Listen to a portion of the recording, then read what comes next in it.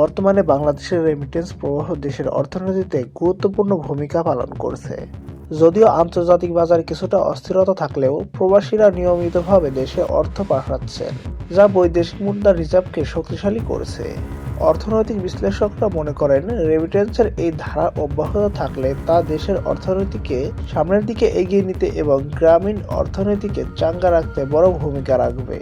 ভবিষ্যতে বিশ্ব অর্থনীতির উন্নতির সাথে সাথে রেমিটেন্স আরও বাড়ার সম্ভাবনা রয়েছে।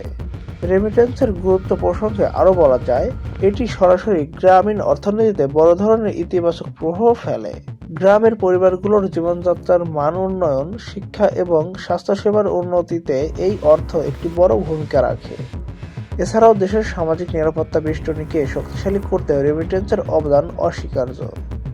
সব মিলিয়ে রেমিটেন্স শুধু একটি অর্থনৈতিক শব্দ নয়, এটি বাংলাদেশের আর্থসামাজিক উন্নয়নে একটি গুরুত্বপূর্ণ চালিকা শক্তি। অবশ্যই রেমিটেন্স দেশের অর্থনৈতিক স্থিতিশীলতা বজায় রাখতেও বড় ভূমিকা রাখে।